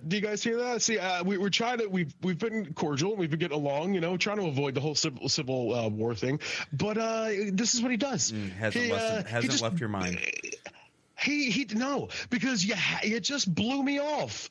You just tell me how I'm your friend, and I say something, and you go, yeah. Anyway, blah blah blah blah blah. Back to what I'm saying because I don't care about what you have to say. I always care what you have to say, Ox. I always do. Right. Sometimes, you know what? My mind is scattershot, man. It just goes right into, you know, like whatever. As soon as something pops into my head, man, I have to fucking just blurt it out. I'm sorry. Okay. All right. Well. Let's we could get off this topic here of of the movie. We go into anyway. Okay, so the bottom line is Ambush at Dark Canyon. Ox and I are both on the same page. So that's two shiny badges from Ox Ford, 2 shiny badges from 10 Killer Cole. If you want to get on Netflix and watch Ambush at Dark Canyon, go ahead and do it, but be drunk and just be prepared to get a good chuckle out of how bad it is. Listen, I thought of a new segment that we could do. All right. I thought of a new segment. I'm all ears. I had to put the microphone down. I had the microphone resting on my stomach because I was sitting back, but I want to sit forward for this because my butt is hurting. That means he means business. I mean business because this show is the business. It is the business. I have a new segment, a new little bit that we could do, and it's called Smoke Wagon Hypertesticles. Hypertesticle? Do you mean so like call it? Wait, is that a play on where? Are you trying to like hypotheticals? But I was kidding. Yes, smoke wagon hypotheticals. What I was thinking is that we take these hypotheticals, like I've been doing in other shows, like where I ask you these different questions, and each week we have a couple different ones, and we could produce it with smoke wagon hypotheticals, and then whatever, and you could have some kind of music playing, and that's me, Pappy, and Pappy, fucking, it's me, Pappy, and this guy's he's got like a red Henley on, like I'm wearing a green, olive green Henley right now. Yeah, you look like a giant grenade. Thank you. Yeah, you're welcome. And so it's like a red Henley. You see him wearing those he's like an old miner with a big gray beard. He's got this hat on, those goofy hats that they would wear sideways, like panning for gold and shit. He's got the one strap up on his fucking, overalls or whatever. Me, Pappy. Well, anyway, so it's me, Mario. All right. So I'm thinking you could do that. You could do that if you want. Nobody's really going to follow along with that one, but okay, you can go with it. So I'm thinking, how about we start producing every week a different hypothetical question, and I have one for this week. All right. Wait. Should we do it right now or after? Did you have something else to do? Well, I mean, we do have another break. We have another break? Yeah, we haven't done our short history of the week, asshole. Well, what time? Where are we running? Like, how much time do we? Let me see here. This is what we do. We sit here and we discuss things. We're at an hour and 10 minutes. All right, we could take 5 more minutes to do, to go over this real quick, and then we could take our break. All right, whatever you want to do. And then if you wanna read some email after the break, we could do that. It's up to you. Okay. So my hypothetical, like last week I asked you a couple different questions. Like sidekick, scenario, different things like that.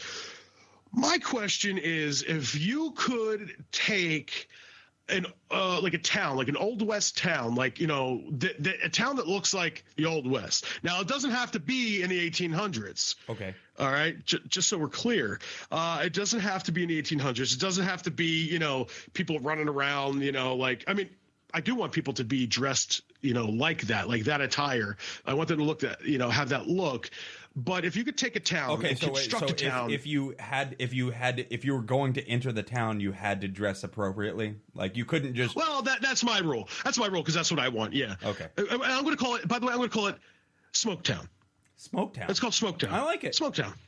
Yeah, that's the name. Smoketown. So Smoketown. We construct Smoketown somewhere. We construct it, right? But now you could pick up Smoketown and you could drop Smoketown. Now Smoketown has a saloon, brothels, fucking hotel. It's got general stores. It's got whatever different, barber shops. It's got your lawyers, your fucking whatever, your undertaker. It has all the things of a typical Old West town. Anything you would see in the movie, like Tombstone. I have a question. Yes.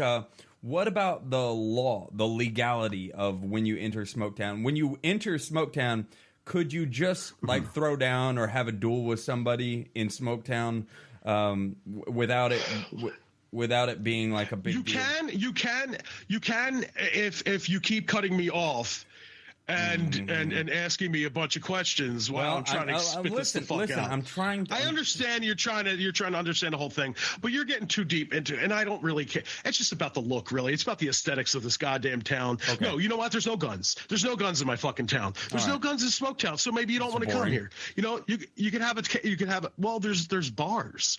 There's saloons. I could go to any bar. Oh, go ahead. But the idea is that you're going to go there and you're going to dress like a cowboy. You're going to have your horse. There's going to be a trough for your fucking horse. Like you get to giddy up and gallop like a galloping gentleman. We went over this before. You get to go in. You get to play some old fucking 1800s gambling games and shit at these saloons and kick back with the fucking with your homies, your hang gang. By the way, shout out to hashtag hang gang. Hang gang. That's our group. That's our posse. Our posse, gang. Yeah. So you could drop this town. You could pick up this town and drop it anywhere. I'm talking Switzerland, Ireland, fucking Iceland, Greenland, any land really. Philly land. fucking Colorado land. It doesn't matter. Canada, you're going to drop it somewhere. The Bahamas, Bermuda. Where would you? Now, before you tell me, I asked Caitlin this, and she told me that she would do her town in Key West because it doesn't go below 40, doesn't go over 100. It doesn't get hit with storms like you think it would. Key West is gorgeous. That's where Hemingway was living. At some point, he has a house with all the Hemingway cats, and we have a Hemingway cat, which is the one with the polydactyls with the multiple digits. Right. I'm not sure if you're familiar. No. So Hemingway had. Do you really not know that polydactyls? I had no fucking clue. They have like. No, I just they say have multiple right. digits. No, I don't know. You're an asshole. Yeah, I know. Well, anyway, Hemingway liked those cats, and he had a house in fucking Key West. So she said that's where hers would be, just because the perfect weather for her.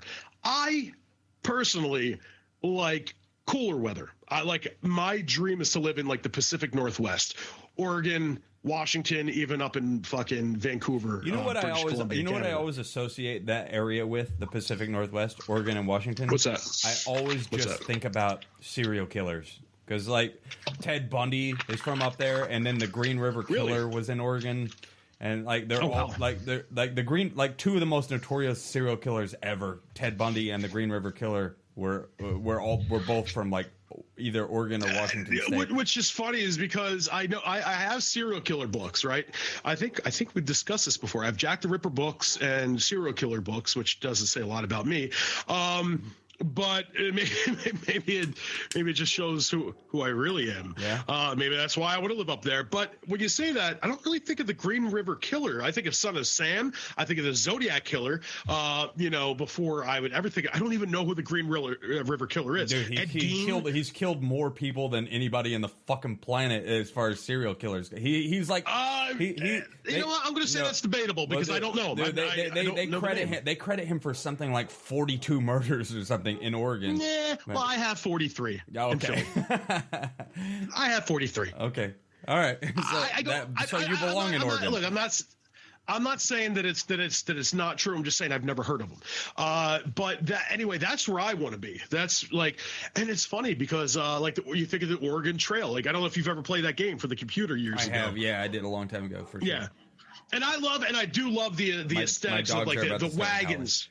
My dog. That's fine. I feel my dogs are about to start howling again.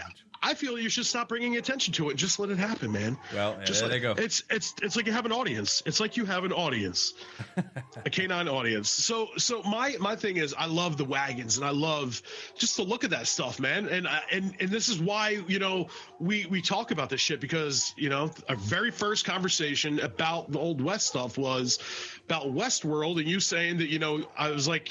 Talking about you going there, you say you never leave there, and that made me happy. That made my heart smile. Yeah.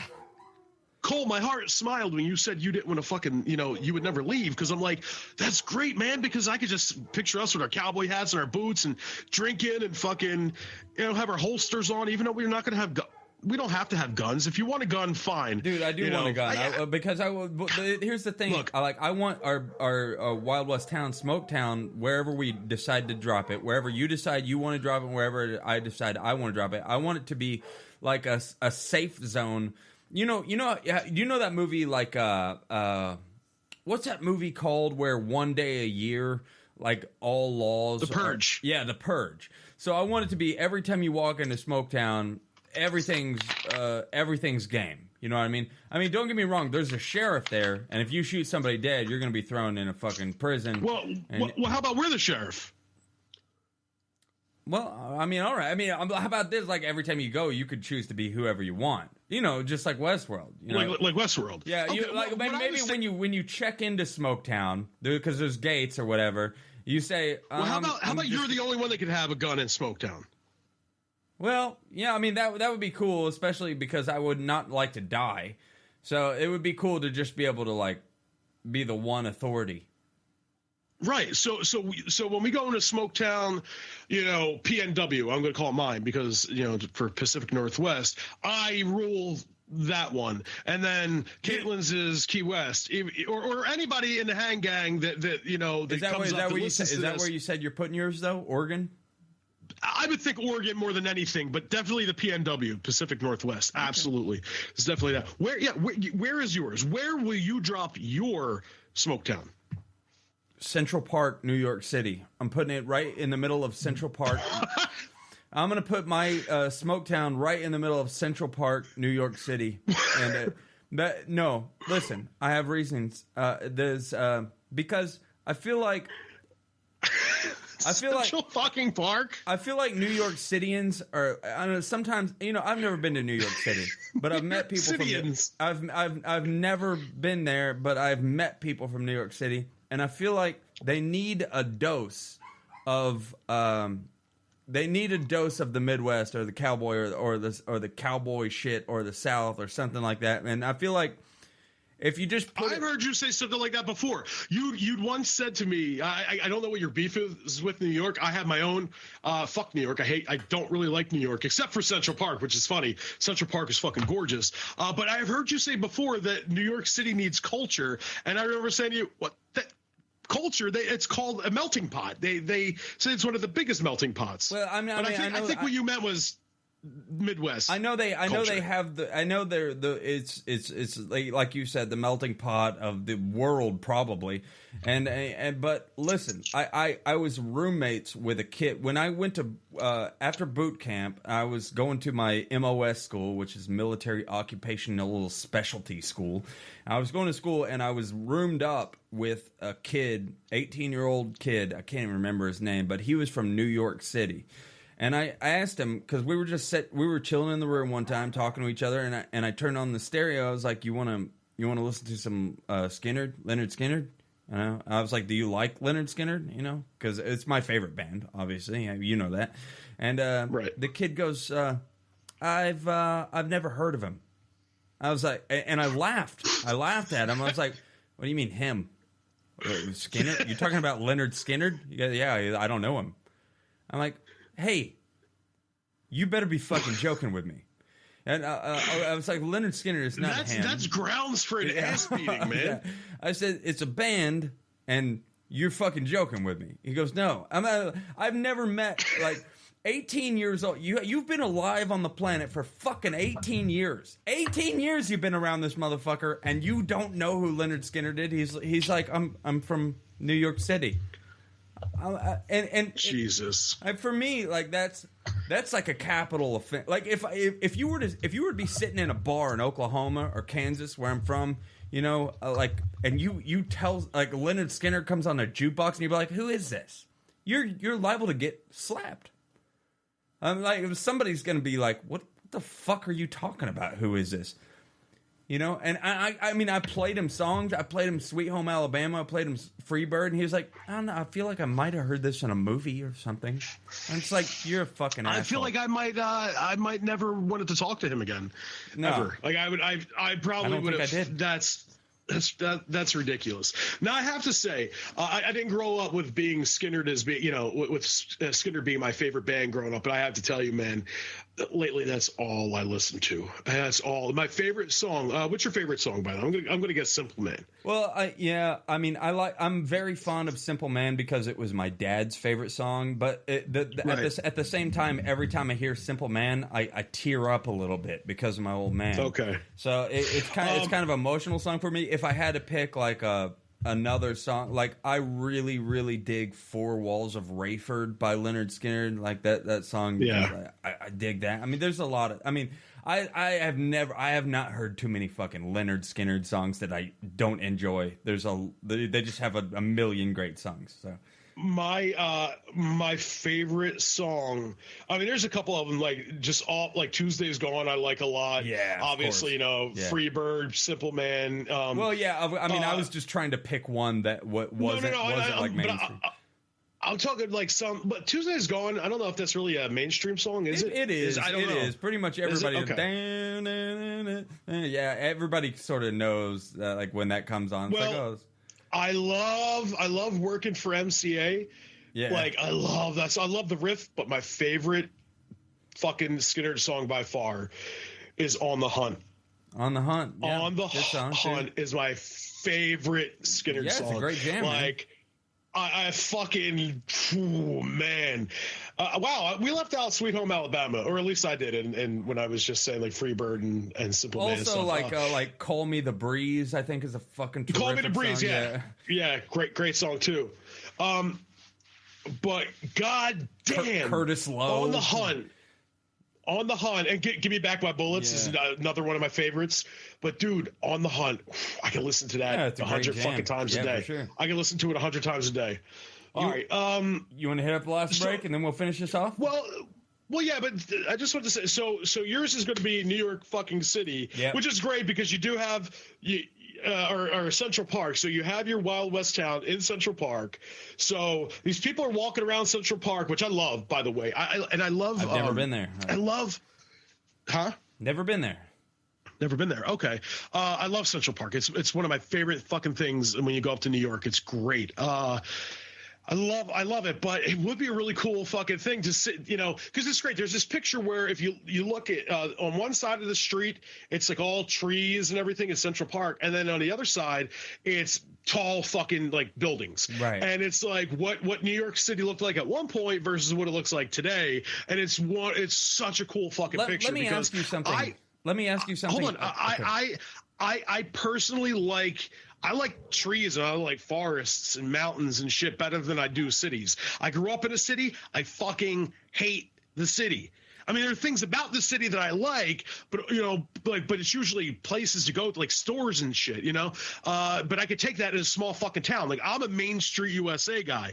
Give me forests, and then you travel 5 minutes to a Main Street, and I'm good to go. Like I like it like that. Yeah. Fuck a city. I don't want a city. I don't like skyscrapers.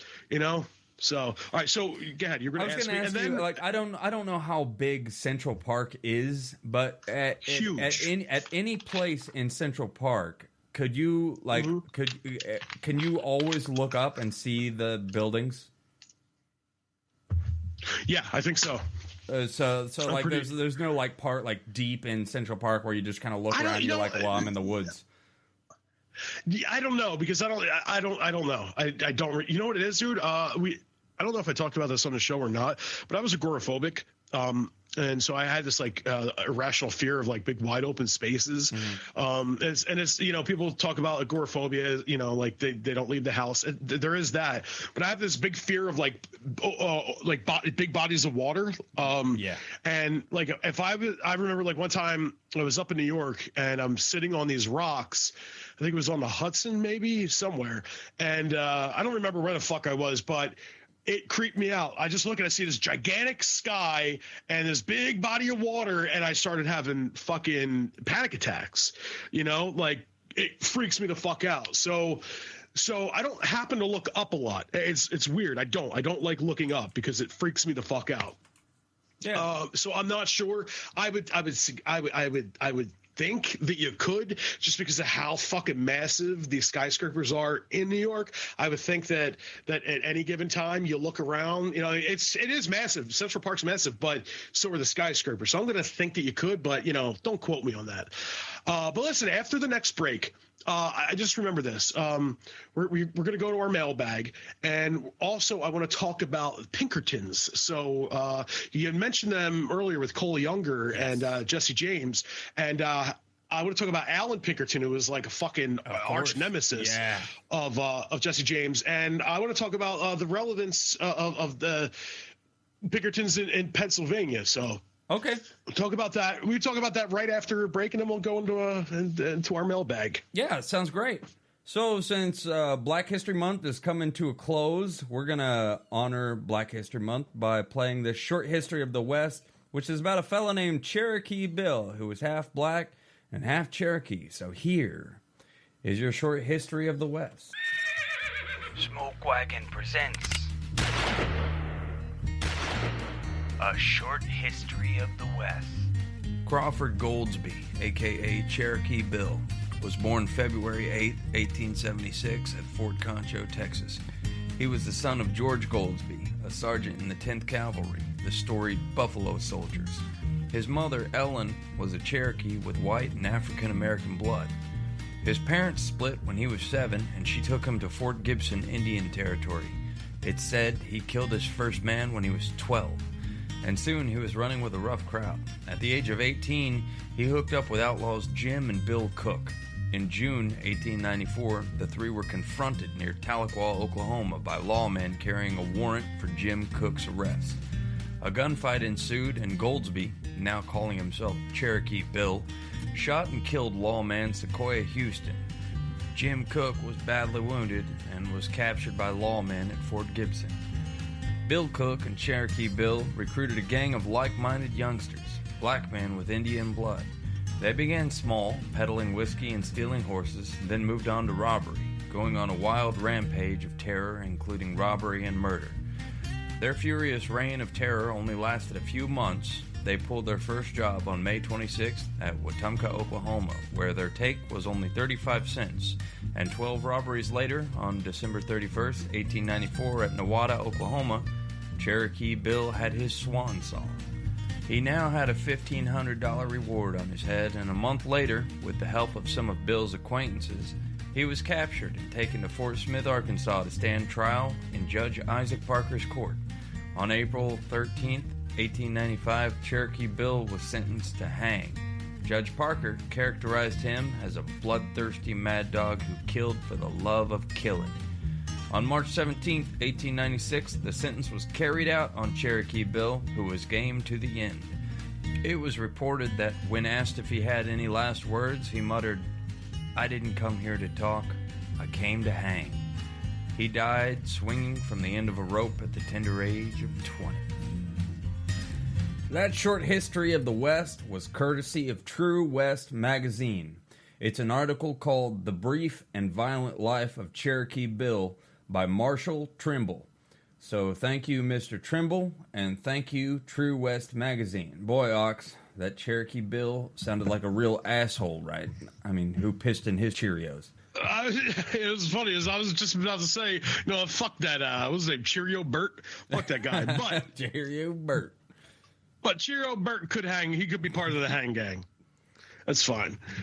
It's fucking ridiculous, man. Some of the old stories, and it's funny. Like you hear about these old crazy stories, and then the justification of it, of like how people justify like a lot of the actions, in the Old West, like how they try to make these people out to be fucking heroes, like you talked about earlier how the James gang and the James Younger gang, how they robbed, which they thought they were doing a Robin Hood thing, but they were, like I said, they weren't Robin Hood, they were robbing the hood. Yeah, they were robbing the hood. And it's funny, like how these people they justify shit, they justify crazy fucking actions, and they make they see these people as heroes or anti-heroes. Cole Younger didn't, like, when, as a matter of fact, one of his famous lines after he was captured, Cole Younger said, he told the marshal, "We are rough men and used to rough ways, so we will abide by the consequences."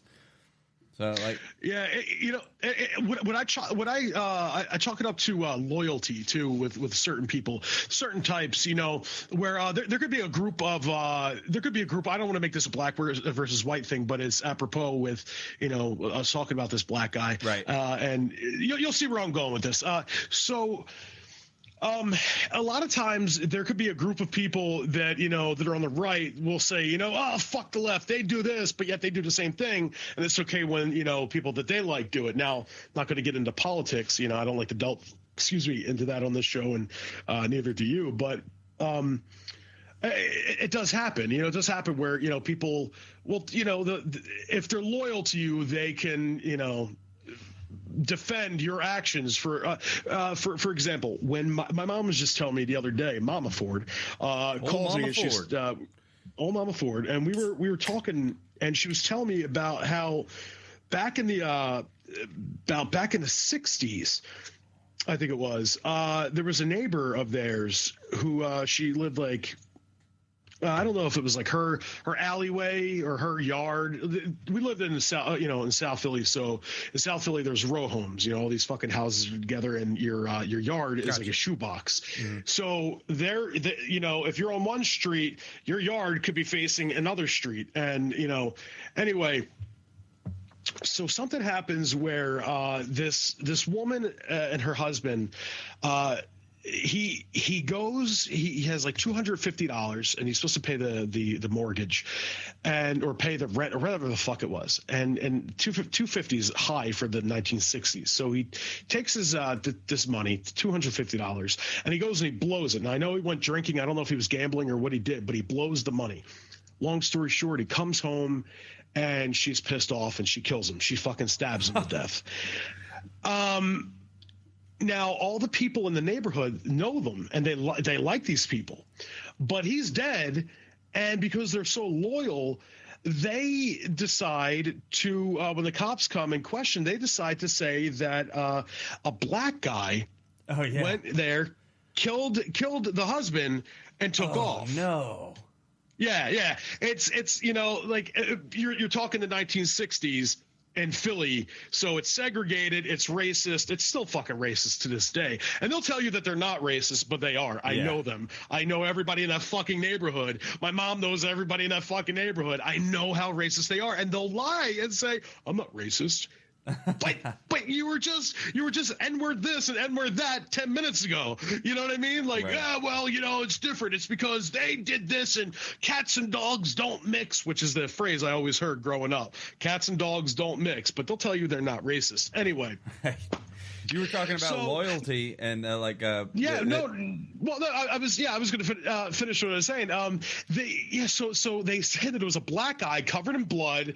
They saw a black guy running, and it was other neighbors too down the street because they all got together and they were like, oh yeah, we saw that lady got off scot-free. She killed her fucking husband, but because they were loyal to her, they were like, yeah, but and I said to my mom, I'm like, but aren't they like, wow, she's a fucking piece of shit, she killed the husband? And my mom goes, yeah, but he was already dead. He's already gone. What are they going to do? They liked her, so they were loyal. Right. And that's how I think about the Old West. It depends on, like you're named after Cole Younger. And, you said this before, like, why the fuck would your dad name you after an outlaw? And it's probably because some people liked it. They like the bad guy, the outlaw lifestyle. They liked it, seeing the bad guy. Some people, you watch wrestling, they like the bad guys. You watch movies, they quote the bad guys. Listen, it's always like Hans Gruber is in Die Hard. It's like, that's the bad guy, like they like him. I was in a chat room the other day online, and I was talking about this show, and I was talking about Wild West Outlaws, and they asked me where I got my name, Cole. There was a female in the room, and she was, I can't remember. I'm trying to think how old she was. She was an older lady. She was like 50 or 60 or something. And I was like, I was named after Cole Younger. I do a podcast about, Western culture and lore and stuff like that. And I was like, I don't know why my dad named me after like a murderous outlaw. And she was like, oh, no, Cole Younger was a good guy. And I was like, have you you should just Wikipedia Cole Younger. Like, I don't know, like maybe, right. maybe I don't know who told. You're not confusing him? Yeah, I don't know who told. She was like, because she was trying to tell me that the Younger James gang were good outlaws, and I was like, no, they weren't. They were killed. They were killers. That's exactly what I'm talking about. They have such a skewed view of things because it's like, and what I'm about to get into too is I said after the break we'll talk about the Pinkertons. There's this an Irish group. They were Irish coal miners. They came over from Ireland. Apparently it started there, and they come over here. They're called the Molly Maguires. Now I'll get back to that in a second. But the whole idea is people, they'll view certain things. Well, they did it for this reason. It's like, but so it's because you agree with that particular group of people that it's okay. Then it's justified. Then it's okay. Right. Which, by the way, is a good TV show. The first 2 seasons. Anyway, after and it's like, but then if somebody else fucking does it, they're the biggest scumbags in the world, and they're and that's what happens when it's black versus white. If black people do the same shit that these group of white people, like if there were black outlaws, they'd be like, oh, N-words this, and they're scum, and hang them, and blah blah blah blah blah. They're the worst fucking thing ever. And it's like, but you're the people that you're defending did the same exact thing. Well, it's different. It's different. It's different there. We're talking about a different. We're talking about this, not that. Yeah. Now listen, I don't want to alienate any of our listeners that are like, well, I feel that way. We have love for everybody. We know you're a despicable piece of shit, but you know what? We open our hearts to you. Black, white, skinny, fat, everybody. Except unless you're a Mets fan. No, that's the only. This is not for you. No. This is not for you. Not for Mets fans. If you're a Cowboys fan, this is not for you. I'm sorry. No, fuck you. So anyway, so again, now let's kind of this is going to be a rough segue, but what I was just saying was I was saying about the Pinkertons. So you'd mentioned them earlier, right? And this kind of goes right into the same thing with loyalty. So you know who the Pinkerton Detective Agency was started by Alan Pinkerton, who was he was a Scottish guy, comes over here. He's a spy for the Union. Mm-hmm. He foils an assassination attempt by Abe Lincoln, starts this Pinkerton Detective Agency, and it goes all over the fucking country. And he ends up being like an arch nemesis of Jesse James. Yeah, he did. And then his son, I think his son's name was William. I could be wrong about that, but I'm pretty sure it was William. He's going around, he's doing things, and they have all these other people working for them. They also had a detective working for them named James McParland. And James McParland ended up using the alias James McKenna, and he infiltrated this group that I was talking about called the Molly Maguires. Now, the Molly Maguires came over to the coal region in Pennsylvania, where I live. As a matter of fact, there's a couple different towns around here. There's one called Centralia. Centralia is with the basis of the movie Silent Hill, like the movie Silent Hill, not the game, was based off of, is because it's a ghost town where there's still a fire burning underneath. So you have Centralia, you have a town called Ashland, you have Gerardville, you have all these things. Now in Gerardville, every year they have this big Irish, St. Paddy's Day parade. And even in 2008, Bill Clinton came, he came there to Gerardville. Now in Gerardville, there's this guy, I'm trying to remember his name. Is it Joe? Oh, man. Yeah, it's I Joe. should have wrote his name down. I know him. It's Joe. Thanks. Do you know Joe? Yeah. Well, anyway, we're close. He is the great grandson of a Molly Maguire, who was like the head Molly Maguire, named Black Jack Kehoe. Black Jack Kehoe was fucking a notorious badass, like within these Molly Maguires. Now these guys were murderers. They were thieves. They were rebelling against the people that owned the coal mines and stuff, and the railroads and shit. And these are bad guys, but you have your loyal people, your loyalists, and they're going to defend the Mollies because of what these guys did. Especially if you're Irish. If you're fucking Irish, and it's like, oh, but these guys, they're killing for good. Yeah. It's like, wait, what? What? But hey, people have that view. People, you being in the military know that people, they justify things, you go over different places. In this case, the fucking Mollies came here and, they thought that they were killing for good and everything that they were doing. If you're not sick and tired of it by now, you will be here in a minute. Listen, the reason Frank James was never, ever punished for shooting that cashier, Haywood, in the head during the Northfield bank robbery is because Cole and Jim and Bob Younger refused to roll over on the James brothers. They would not do. They would loyalty. Not do. They would not do it for him. When Cole Younger came up for his first parole after he was in prison for life for the Northfield bank robbery and those murders, they told him, they said, "All right, you're up for parole. Listen, you can be paroled if you tell us who killed Haywood in that bank. Who was it that shot Haywood, the cashier in that bank?" And he knew it was Frank James. He knew Frank James shot him, and he wouldn't say a word. And he stayed in prison. He didn't get paroled. He eventually got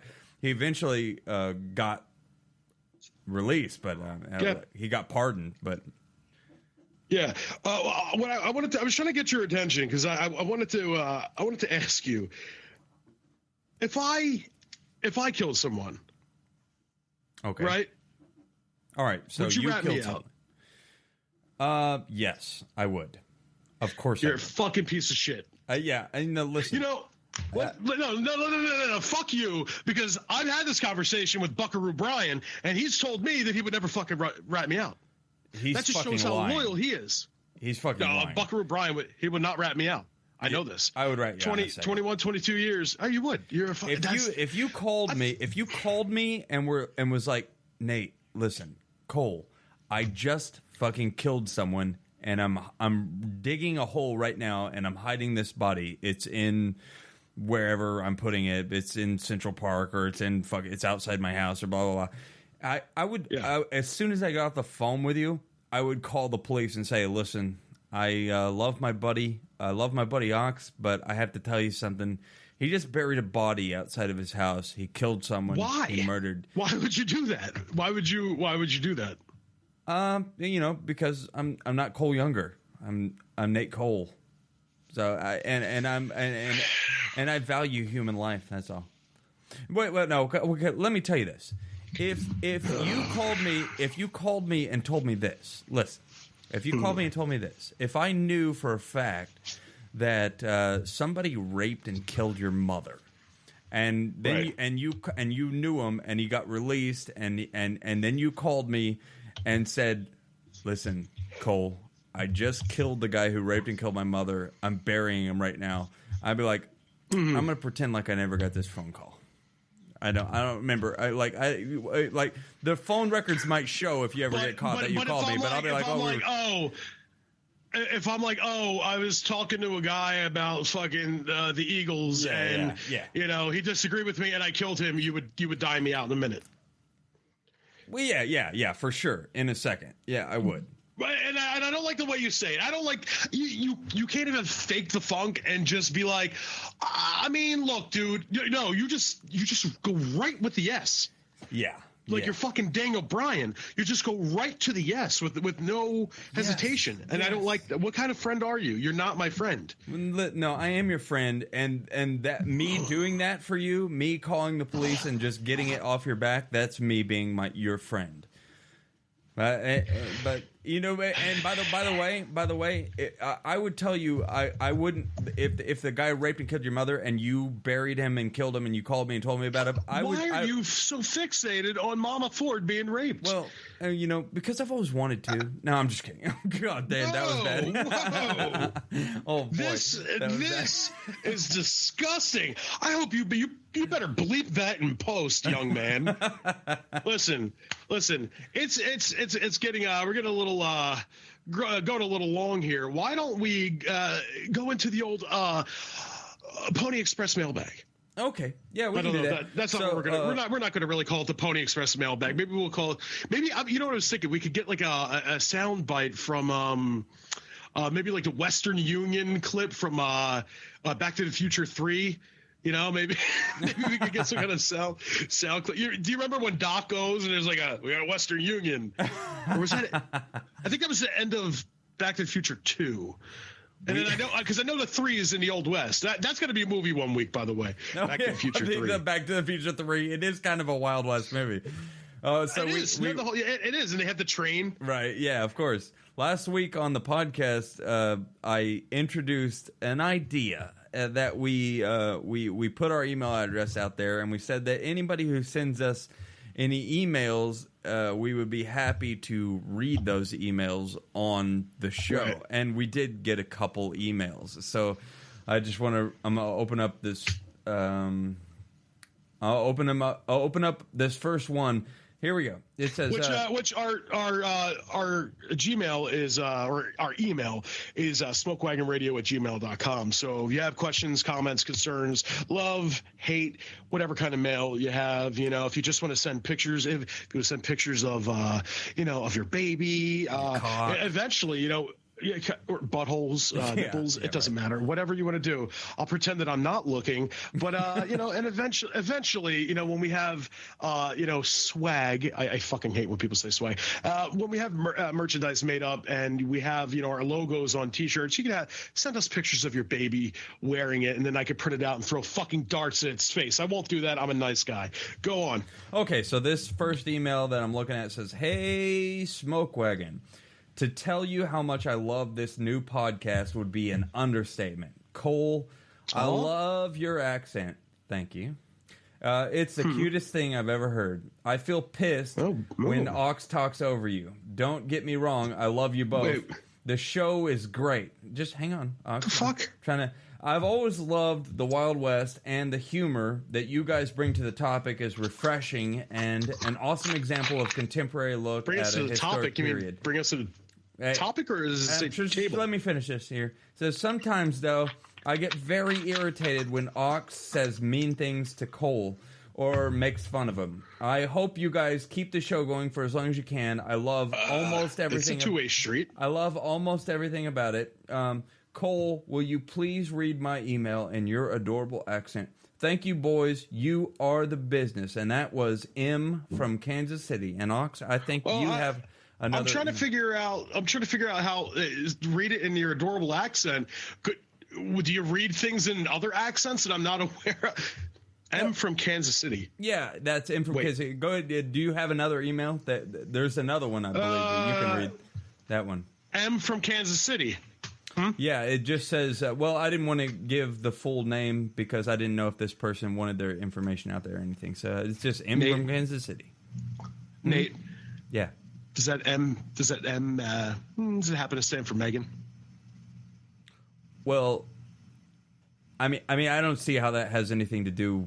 I mean, I wouldn't Nate, put peace. Is that Megan as in your wife? Did your wife write that email? Well, Ox, it's just it's something that somebody just was that Megan? Was that Megan? Yeah, that email is from Megan in Kansas City. Yeah, that's. Is it your wife? Is it your wife, Megan? Yeah, that's my wife. That's my wife, Megan.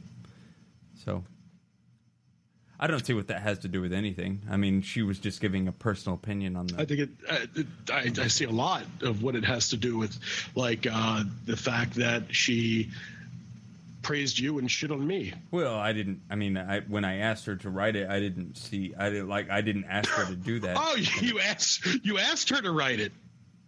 No. Well, I was just saying I encouraged her. I encouraged her to write it. No. That's not what you said. You said you asked her. No, I encouraged her. I was just. You asked her to write it. Now it said, I'm looking at it right here, which I should have fucking opened it up earlier. It is, don't get me wrong, I love you both. Yeah. So your wife did not write that, because your wife would never write "I love you both." Your wife would not include me when there's love. I'm going to guess that you got on her email and you wrote this. I don't really see what that matters, Ox. I mean, if for instance, if I did write that email, I mean, I probably would have been a lot nicer to you if I were the one to write that email. Yeah, we're going to go into another email right now. Okay. What's our next email, Ox? Let's see what we got here. All right. Oh boy. Okay. This starts off. Here's a fucking doozy. Is this? Are you going to read the one from Todd? Yeah. Yeah. All right. This is from Todd. Dear Drunkie and the guy. I'm worried that this critique will be scattershot and all over the map, but considering that you fucking read this already, didn't you? I did read it earlier. Yes, I did. It gave me a good laugh. It gave you, and you wouldn't. You're a fucking asshole. I'm worried that this critique will be scattershot and all over the map. But considering that I'm writing about your podcast, I don't think that should be much of a problem. It's talking about you. I'll start with it. I'll start with a quick breakdown of our Smoke Wagon saddle bums. The fuck is a saddle bum? I have no fucking clue. Our first host is 10 Killer Cole. That's me. He says it's named after a lake he visited as a child, but I say the moniker comes from how many jokes he ruins per episode. It's uncalled for. I'm starting to like this guy. I didn't like the guy thing, but I like this. Okay, you, sir, are living proof this Southern charm can only get you so far, and by so far, I mean the first 3 minutes of an hour-and-a-half show. I'm not Southern. I'm Midwestern, you fucko. The easiest way to sum it up is to say the 10 Killer Cole. Oh boy, to say that 10 Killer Cole is to humor rather. What Adam Sandler is to westerns. No, you've crossed the fucking line, Todd. You fucking crossed the line. Wow. Send your fucking address, Todd, because you were finished. Then there's Oxford, the cowboy from Philadelphia. Everyone knows that the only cowboy that ever appears in Philadelphia is the kind that beats the Eagles twice a year. Well, that's fucking true. That's true. Okay, that is. No, it's true. That is. That's true. A man born without arms stands. Well, I don't even know why I'm reading this. A man born without arms stands a better chance of winning the calf roping contest at the local rodeo than Ox does of finishing a sentence without profanity, and that is, in his vernacular, fucking okay, see, I don't know if you see where he's going with this. He's making fun of the fact that I say a lot. Yeah, I get it. I'm the guy. Go ahead and finish it. I like it. Fuck you. Fucking shame that I mean such. It's like a shit dude. Which is funny because shit dude is a Philly fucking term. I'll get to that in a second. So this guy, either he's from Philly or he knows something about Philly. Right. Is hosting this. And then it says, in parentheses, uncomfortable silence, because he's a fucking asshole. And then it says podcast. So this podcast. I like that part. Yeah. To sum up my feelings on a scale you may be more familiar with, on a scale from Skinnerd to Nickelback, the two of you score a resounding Cowboy Troy. Kind of like Cowboy Troy. Feel free to discuss my message as opposed to your show topics. Todd from Texarkana. Todd, you are a cunt. I'm going to guess that Todd from Texarkana is a made-up name. It was just somebody breaking our balls. But unless there's really a guy named Todd from Texarkana that's listening to us. He obviously listened to the show because he knows how bad you are. Well, okay. You really do want to keep up with this fucking Civil War thing. Stay there, Ox. Don't get up. No. Put your headphones back in. Just come back to the microphone. I was just joking. You know what? We both abhor Todd, and that is fine. Listen, he trashed both of us. So we can join together. Can we just get rid of the? Can we get rid of this whole mailbag segment? No. Do we have to do this? Because so far we've only gotten one legit mail, and it just shits on both of us. So you shouldn't be too fucking happy with that. And the other one just shits on me. Well, so, I was happy with half of the email. Fuck you, fuck Todd. Yeah, with you praising yourself. I got you. Okay.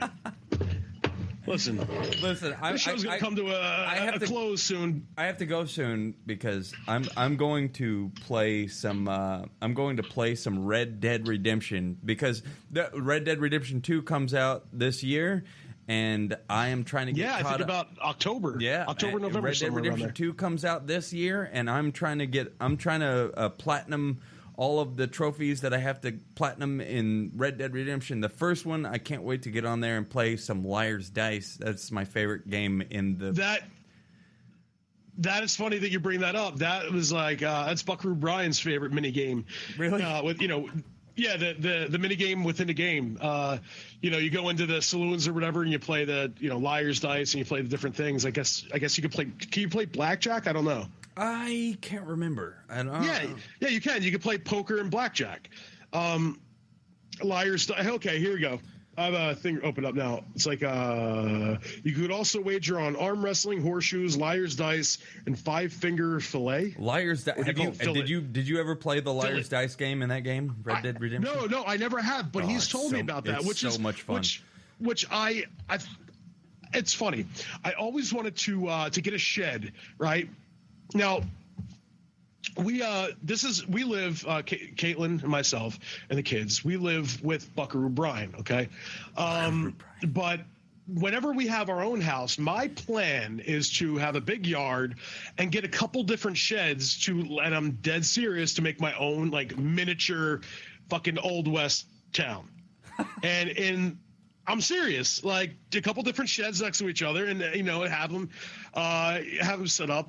And like if you watch like American Pickers, they you'll see like some people make their own Old West towns, and it's funny like how many people fucking do this. And I've researched it on like Google or Bing.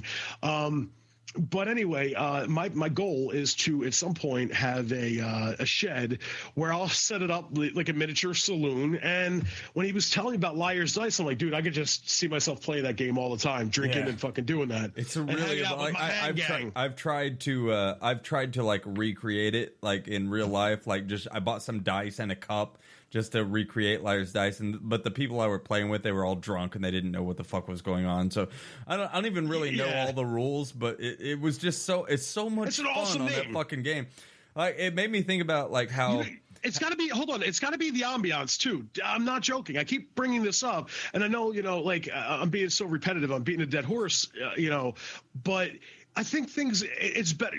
What's going to be better if you're sitting around with a fucking, a Kansas City fucking, sweatshirt, in a room, and I'm wearing a fucking Eagles hoodie or some shit like that, and we're playing, or if we're both, rocking a cowboy hat, and it's like Old West fucking saloon. We could go to Smoketown. Go to Smoketown and play Smoketown, and we fucking. And it makes it more like authentic, and it just makes you feel like it makes the game better. But gambling in the Wild West terrifies me, because every time I've ever seen anybody gamble in a Wild West movie, I'm just like it seems like in Western movies, if you're just good at poker, you're going to get shot. You know what I mean? Everybody's just going to be like, you're be different. You know how they said in Tombstone, it's like 10 goddamn hands in a row, Doc. Nobody's that damn lucky. But what if you were? What if you were that lucky and you won 10 hands in a row, and somebody was just like, I'm going to fucking put a knife in you right now? Well, I was suggesting you stop being that lucky. I guess so. You probably have to lose a couple hands to be like, oh, listen, I don't know. I'm going all in with a pair of pocket deuces. Yeah, that's where I am. But yeah, I would definitely I would definitely set up, some kind of fucking little Old West saloon, type thing, and just fucking have people over and play Liar's Dice. It'd be awesome. I'd love to play Liar's Dice. Listen, if this podcast ever takes off, man, and we start making money, who knows? Maybe we could every once in a while, set up a little studio, set up a studio, and you could fly out here, or I could fly, wherever, and fucking we could get together and play some Liar's Dice. Play some Liar's Dice and do the show from the thing. If we're making good enough money, we're winding down here. That would be the shit. We're winding down here. Yeah. So why don't you? Absolutely. I really don't have. I really, other than plugging, just plugging social media again, I don't really have anything else to say. I've given up. I've given up because I'm exhausted. I'm mentally exhausted. All right. I thought you were my friend, and I am you your hurt friend. my feelings. Hey, I'm always here for you. I mean, don't get. Are you still down about me telling you that I would dime you out for killing someone? Bit. Listen, a little bit. I would do it for my wife. Like I would, if my wife killed somebody, I'd be like, "Listen, babe, we got to go to the police." I don't want to hear. I don't want to hear about your fiddle fucking and fucking honey dicking anymore. Okay. Just like. I don't want to hear about it. Listen. Let me plug the social media so we can get out of here. Okay. It's going way too long. Yep, this is probably going to be our longest podcast. Anyway, our social media: Spreaker.com/SmokeWagon, Gmail, Facebook, Instagram, Google+, Twitter. It's all Smokewagon Radio. Search iTunes for Smokewagon Radio or Smokewagon Outlaw Radio. obviously under podcasts or whatever, just type it in, fucking look for us. If you're already listening to us, so you don't really have to go to Google. I mean, iTunes. Oh, we're also, did I say we were on YouTube? No, I didn't list YouTube. We're on YouTube. But who the fuck? If you're listening to us on Spreaker or you're listening through iTunes, why the fuck would you go to YouTube? But it's there anyway. It automatically fucking plays just in case somebody stumbles upon it.